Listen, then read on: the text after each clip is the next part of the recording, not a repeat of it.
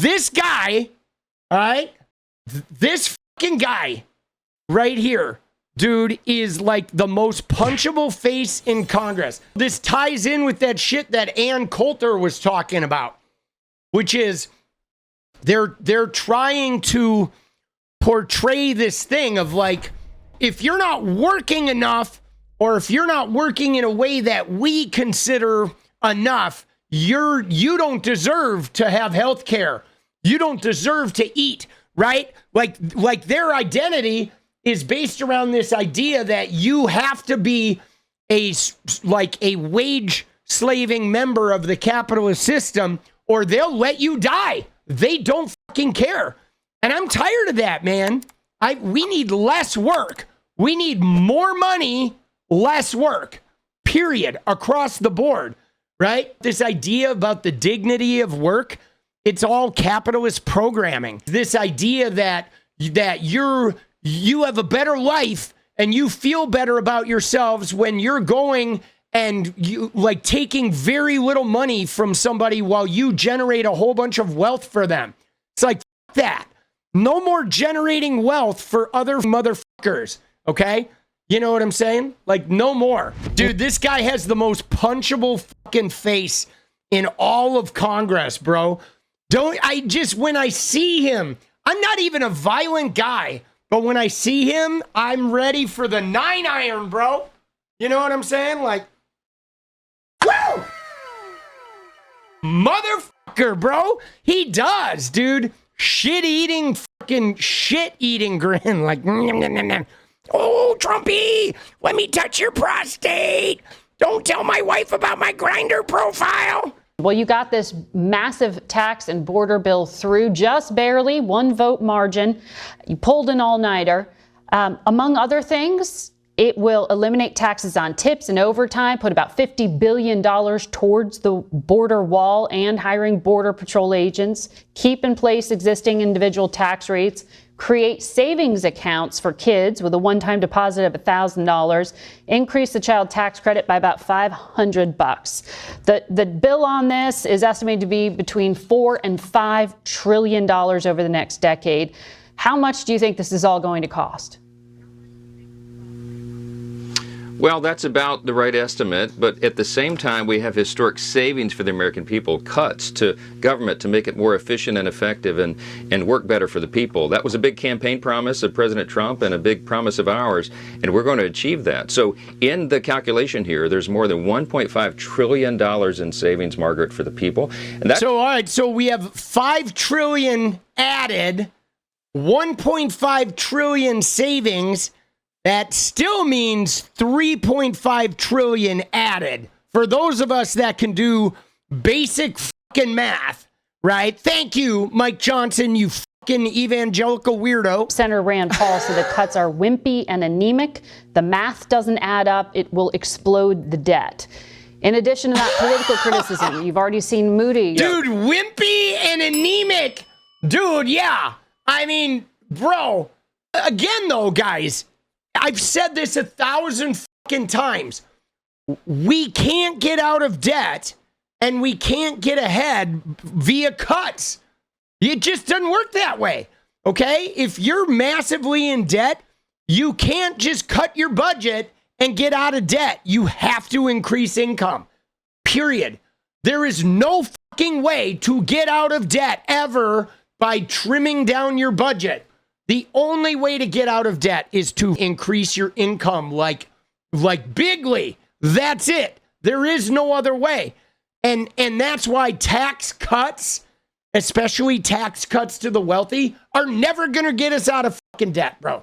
Ever. Goldman Sachs says that this bill will not offset the damage from the president's tariffs.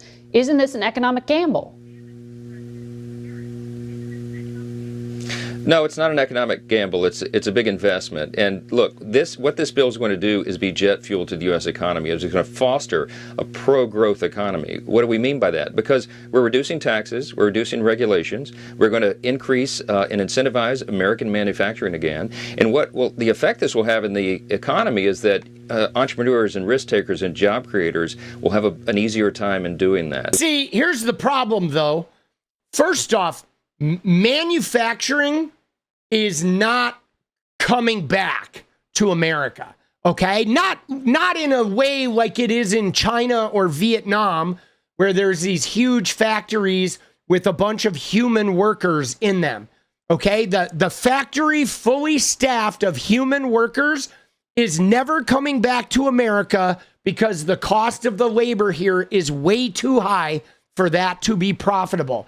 It's simply a matter of how our technology has outgrown those types of manufacturing jobs. That's why they left. Okay. Now, simultaneously, any manufacturing that does come back is going to be robots and or AI and minimal human staffing. So what's going to happen is this might be jet fuel for the people that are starting AI robot run businesses here in America, because now they don't even have to pay the fucking humans anymore. And now they control it all, right? But it's not going to help us, the people, okay? It's going to help the wealthy class. The capitalists are going to be like, yeah, baby. Oh, money hand over fist, bro. But we're not going to get shit. You know, you may, if you're lucky, you're going to get a job like screwing bolts into a robot's ass fucking 60 hours a week, and you're going to have a work requirement to get fucking health care, bro. They're going to be like, no, you have to work 80 hours a week if you want health care. Sorry, that robot needs 5 more bolts in its ass. We have not cut Medicaid, and we have not cut SNAP. What we're doing, Margaret, is working on fraud, waste, and abuse. And everyone in Louisiana and around the country understands that that's a responsibility of Congress. See, first off, there's a lot of fraud, waste, and abuse in the military budget, but there's not a massive amount of fraud, waste, and abuse in Medicaid. But here's what they're doing, guys.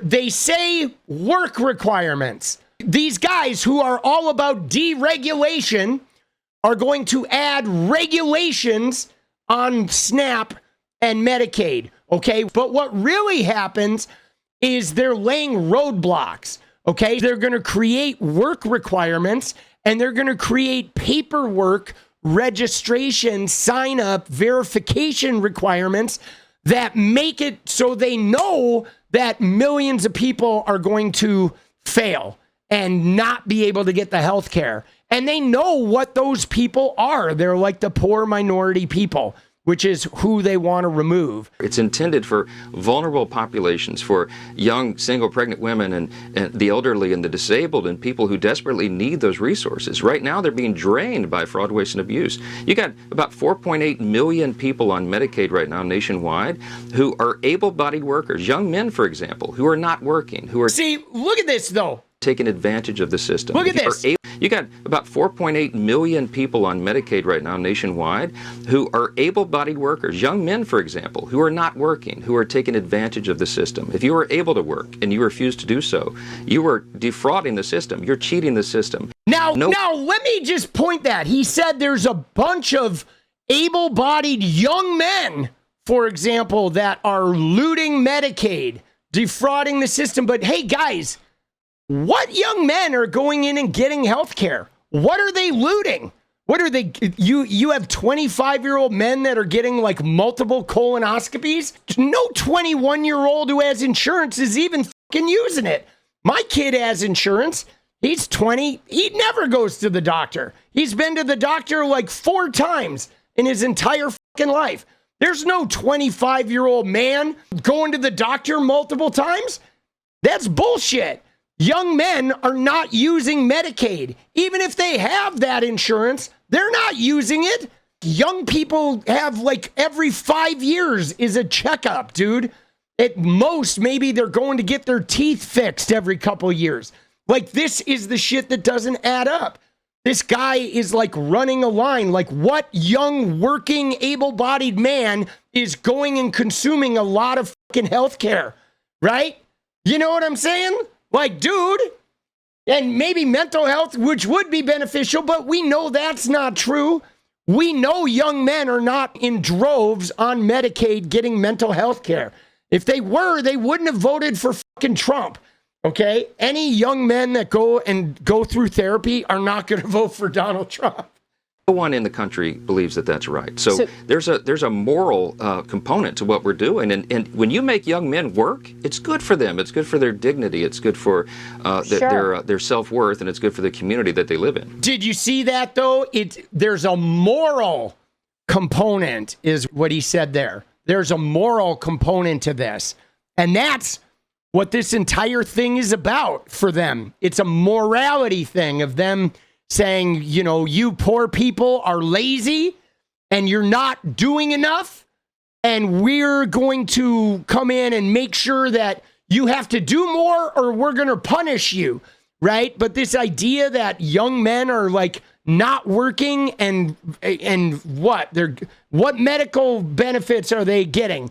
Dude, it's such fucking bullshit. First off, I don't know any young men who are not working. The only young men, I'll be honest, the only young men that I know that are not working, there's two kinds of young men that I know that are not working. One kind is somebody who's like extraordinarily neurodivergent, okay? Like if young people that are like super autistic or have some type of like deep neurodivergency that it's hard for them to exist in a work environment, okay?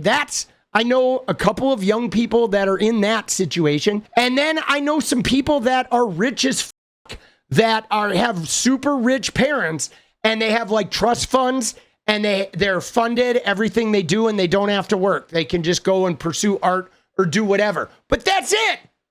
There is nobody else I know that is a young person that is not fucking working.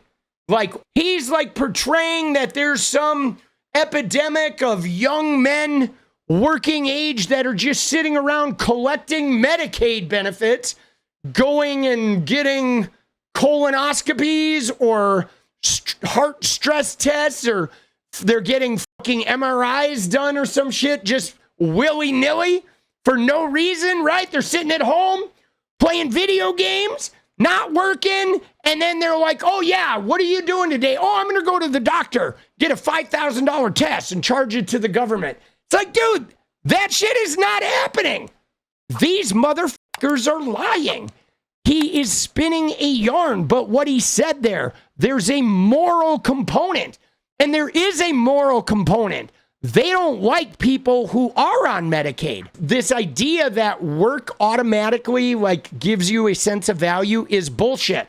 Now, work can give you a sense of value if you love your job, if you absolutely love what you're doing, you're working for yourself, if you have equity in your job, but that's really it. I mean, for me, even when I've been well paid and I don't have any equity in the job, I've not felt good.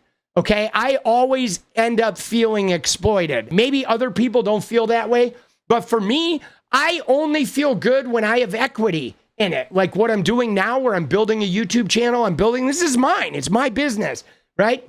I set my hours. I control my time. Nobody rules me. There's shit I have to do. You know, I have responsibilities I have to meet, but the equity is always mine. And like, I control it. If it grows and scales, the value of it is all mine. And I'm doing something that I absolutely fucking love. So when I go to bed at night, I feel like, yes, I made the world a better place today.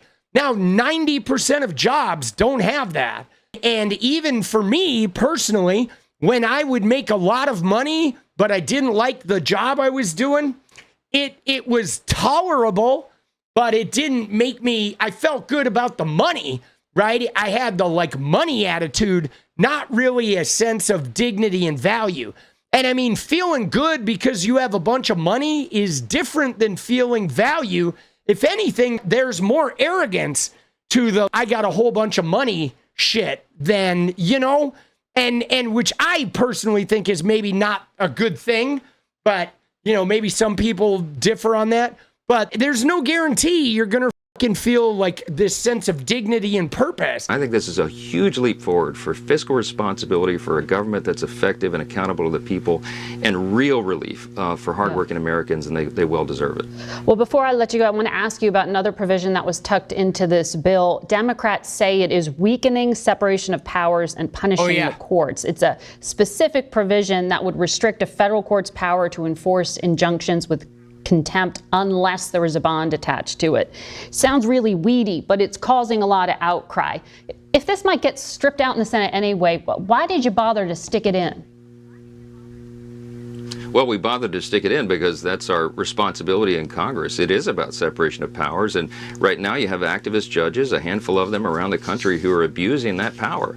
Dude, they stuck a thing in their budget bill about trying to take away injunctions from judges, bro. Doing these nationwide injunctions, they're engaging in political acts from the bench, and that is not what our system is intended. No, they're not. They're preventing you from breaking the Constitution, you twerpy, smarmy, grinder-profiled, evangelical fucking pipsqueak motherfucker, 9-iron to the fucking dome. And people have lost their faith in our system of justice. We have to restore it, and bringing about a simple reform like that is something that I think everybody should applaud. Yeah, you think we've lost our faith in justice because innocent people are being sent to El Salvadorian prisons, you smarmy little fuck. God, I would give anything to get in the ring with this guy. What is up, guys? Thank you so much for watching. You like the video, you want to support independent resistance media, you know what to do. Drop that sub, hit the like button, and please share it. And we do love our members, so if you want to become a member, it's another really great way to support. Thanks again for everything, guys. I'll see you next time. Let's go.